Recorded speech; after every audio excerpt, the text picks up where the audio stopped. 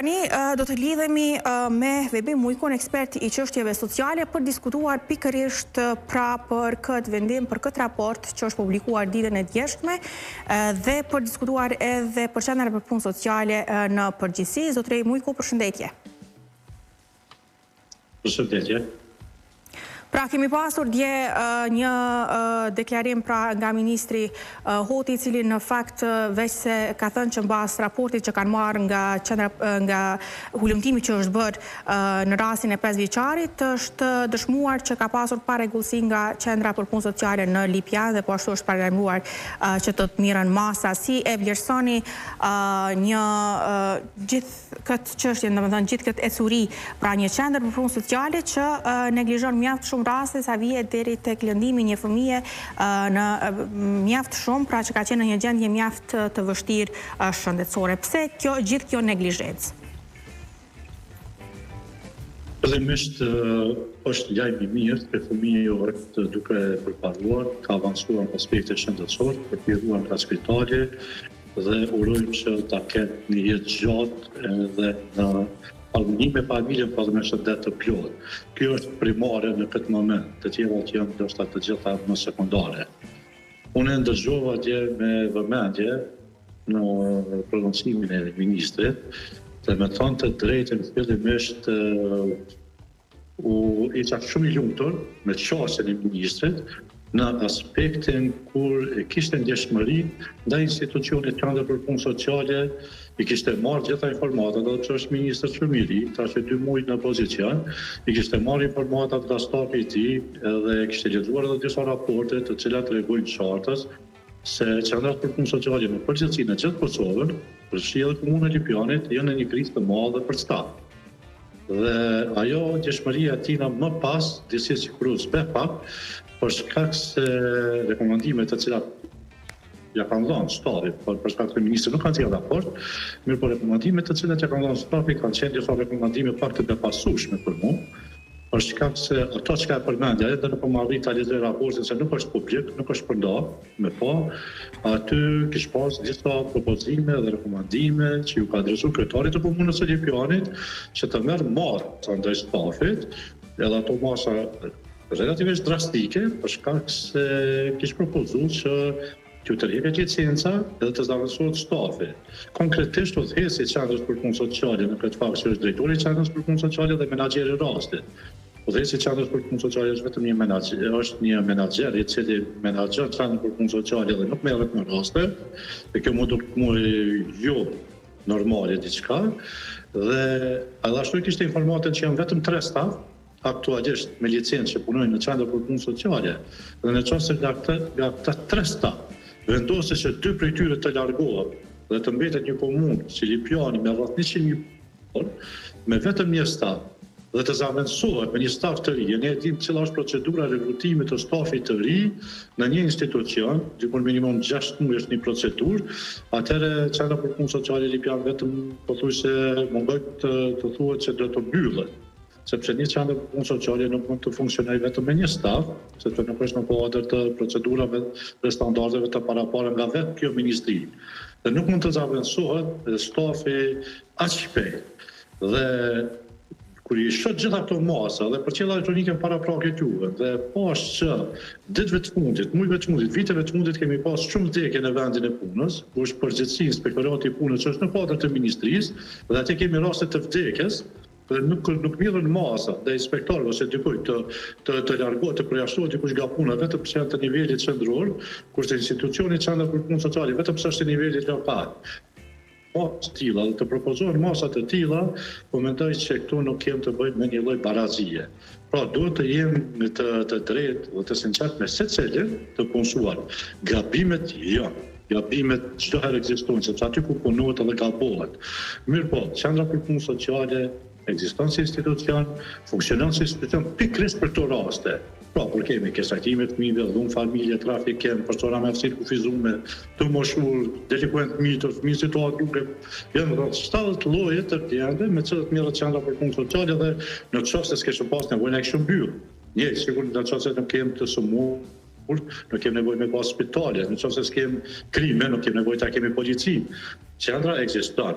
Dhe unë me thonë të drejtën, pritjet e mia kanë qenë, mas i raportit, që ministri do të takoj ministrin e financave, do të edhe kryeministrin, do të edhe kryetarët e komunave, dhe të mirët një hap konkret që spaku një 200 punëtor social dhe psikolog të punësohen në gjitha qendrat për punë sociale në Kosovë, të ngriten kapacitetet profesionale, të intervenohet në pjesën logjistike dhe të avancojmë shërbimet, sepse nuk kemi nevojë të merremi me masa dhe me dënime, por ne kemi nevojë që të merremi me avancim të shërbimeve, sepse kemi përgjegjësi. Nuk është dëshirë, po është obligim ligjor kushtetues që ne të ofrojmë shërbime cilësore, kualitative të gjithë qytetarëve në gjendje të nevojës sociale. Pa diskutim që rritja e stafit në për të gjitha qendrat për punë sociale është e domosdoshme dhe rasti i fundit ka treguar më së miri për këtë, por megjithatë edhe nëse mund të kemi rritje të stafit, kush mund të na garantojë që nuk do të vazhdojmë të kemi neglizhencë nga ana e stafit? Rritja e stafit dhe puna që duhet të bëhet bazuar në legjislacion, bazohet edhe në pjesën e parandalimit dhe reintegrimit. Aktualisht jeni të bindur që në 38 komunat e Kosovës, në 38 qendra për punë sociale, shërbimet sociale të cilat ofrohen janë shërbimet urgjente. Shërbime emergjente të rastet kur paraqiten në institucion, qoftë nga vetë referimi, qoftë nga policia, qoftë nga gjykata, qoftë nga shkolla, nga kushdo. Qendrat për punë sociale me stafin aktual, nuk e kanë asnjë kapacitet që të punojnë në parandalim. Dhe është shumë më mirë që të investohet në parandalim se sa në shërbim. Dhe nuk kanë po ashtu kapacitet që të punojnë në reintegrim dhe në resocializim të rasteve.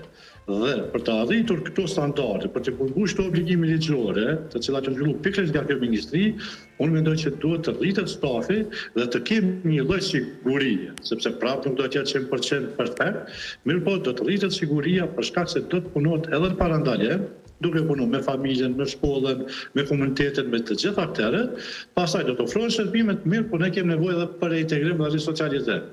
Rasti i pionit konkretisht ka qenë një rast i mëhershëm, pastaj me vendim të gjykatës është bashku familja, ju ka kthy fëmiu familjes, familja ka marrë përgjegjësinë e vet, qendra për punë sociale poshtë ka pas një përgjegjësi të monitorimit.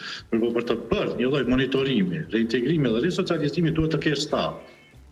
Dhe në qoftë se një qendër për punë sociale me 70 fshatra, me 100.000 banor dhe vetëm me 3 staf, nuk ka shans, nuk është as mundësia minimale që të ofrohet një shërbim kualitativ dhe të mirët me pjesën e reintegrimit dhe resocializimit. Prandaj dështimet kanë qenë, janë dhe do të jenë, jo vetëm në Lipjan, në gjithë Kosovën, dhe këtë e dinë shumë mirë, edhe politikë bërësit.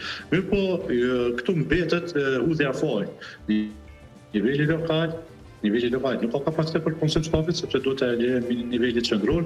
Nivelli qendror thotë jo, janë bazë kompetencave në nivel lokal, dhe është një lloj pikpulli që luhet me shërbimet sociale, dhe kjo është besoj e papranueshme për krejt shoqërinë tonë, dhe këtu duhet të ngritet zoni. Edhe nga qendra për punë sociale, edhe nga ekspertët, edhe nga shoqëria civile, sepse kjo është në interes të shoqërisë. Familja shëndos, shoqëria shëndos. Ne nëse nuk investojmë në familje, përmes investimeve në qendra për punë sociale të gjitha tjera që të kota. Megjithatë, zotëri Mujku, mendoni që ka qenë një vendim i duhur i qendrës për punë sociale që ajo familje pra të bashkohet, pra ata familje prapë t'ju kthehen atyre prindërve, sepse më parë pra siç është dhe raportuar, ata familje ishin larguar një herë nga këta prindër, por prapë janë kthyer. Mendoni që ka qenë një vendim i duhur mbas edhe të asaj se çfarë ndodhi më pas? Informatat të gjithë shikuesve dhe t'juve pak keq kuptime ose dezinformime në plasim të informatës. Për shkak se qendra për punë sociale nuk e vendos. Vendimi për marrjen e drejtës prindërore ose zotësisë të veprimit është vendimi i gjykatës. Qendra për punë sociale përpiqon një anamnezë sociale e dërgon në gjykatë. Vendimi final për marrjen e fëmijës nga familja merr nga gjykata. Në këtë rast, sikur gjykata të kishte marrë vendimin që të largohet fëmiu nga familja, atëherë qendra për punë sociale kishte marrë përgjegjësi, që ka marrë edhe për fëmijë tjerë, edhe në mijë raste tjera, në gjitha qendrat për punë sociale dhe qendra për punë sociale pastaj merret me forma tjera të mbrojtjes sociale.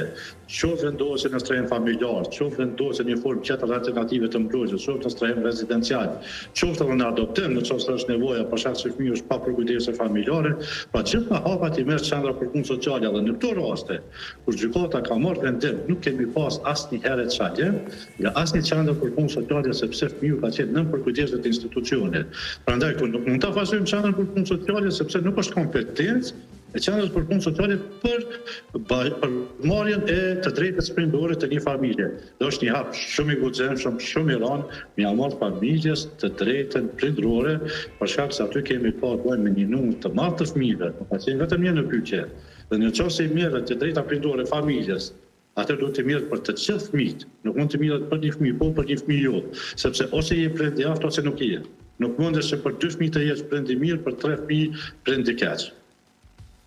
Pra, dhe me thënë, ka pasur pasaktësi, mund të themi, nga ana e gjykatës për këto vendime, si vlerësoni? Unë besoj që rasti është në hetime, edhe pse këto hetimet janë shpresë tepër i madh për secilin punëtor social, i cili punon sepse është vetë gjeshmëria. Unë kam mbajtur kontakt me këta persona edhe ta në vazhdimsi janë të thyr, edhe emocionalisht edhe profesionalisht, sepse a duhet t'i ofrojmë shërbime, sa aty janë edhe qindra mijë shqiptar tjerë që presin shërbime, jo vetëm ky rast, por të tjerët presin, apo zbehu rolin e punëtorit social edhe rëndësinë e qendrës për punë sociale, që shkojnë edhe shqiptarë tjerë të ofrojnë shërbime. Pra këta janë në presion. Në anën tjetër, në një anë, Ministria zhvillon disa hetime përmes një ekipi të licencimit, në anën tjetër prokuroria ka hapur rast, merret me hetime.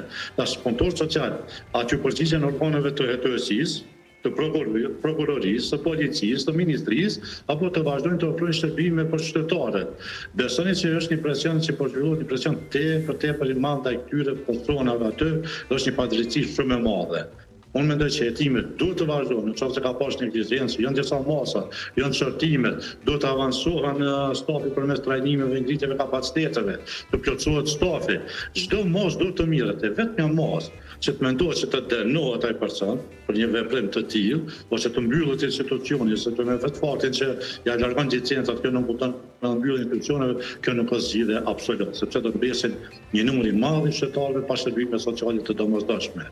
Dhe unë mendoj që duhet të largohet ky presion nga ky staf, nga këta punëtorë, nga gjithë punëtorët socialë në gjithë Kosovën. Pa diskutim që pastaj këto hetime dhe vendime do të merren nga organet të përkatëse për këtë rast dhe për këta persona nëse ka pasur ose jo neglizhencë, por nëse pra do të bëhet ajo që është rekomanduar nga Ministri Hoti, që të kemi suspendime, marrje të licencës dhe dhimbjesht, siç thoni ju, mbyllje të qendrës për punë sociale në komunën e Lipjanit dhe që pra ka procedura që mund të shkojnë edhe me muaj të tërë deri në marrjen e një stafi të tillë. Çfarë do të thotë një komunë të mbes pa qendër për punë sociale për themi disa muaj derisa të bëhet një riorganizim i stafit ose marrja e stafit të ri për këtë qendër? Ministri me shumë sinqert të tha gjë që nuk është interesuar me mbyll qendra për punë sociale me asnjë kusht, sepse duhet të funksionojë qendra për punë sociale. Mirë po, ju është interpretuar në atë formë. Në qoftë se merren këto masa, edhe ky kalimi, ose suspendohet dikush, i merr licenca nuk mund të ofrojë shërbime, derisa punsohet një person tjetër, edhe ti merr kompetencat ka një periudhë, kjo nuk kupton mbyllje.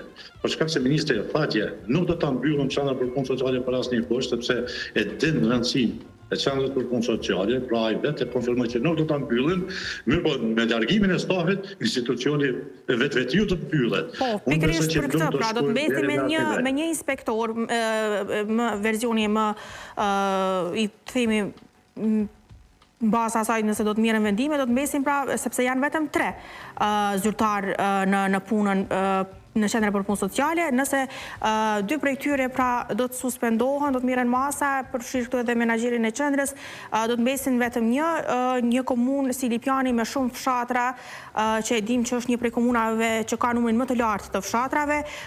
Çfarë mund të presim, mund të rrezikojmë të na përsëriten raste të tilla të ngjashme brenda këtyre muajve derisa të bëhet një zgjidhje?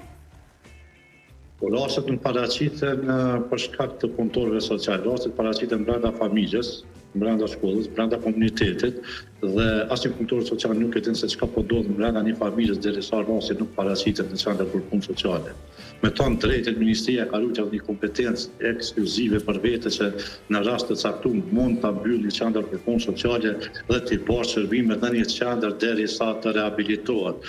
Para mendojnë në qoftë se nesër pas nesër ndodh një diçka e tillë, klientët nga Lipjani të shkojnë në Shtimje ose në Prishtinë ose në Kosovë të marrë shërbime.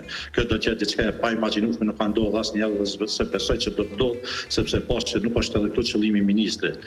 Mirë po, unë mendoj që ne vetëm duhet të investojmë. Në qoftë se ka nevojë për ngritje të kapacitetit të organizohen urgjenta dhe trajnime shtesë për stafin, të ulet me kryetarin e komunës, të ndahen mjetet, të plotësohet stafi.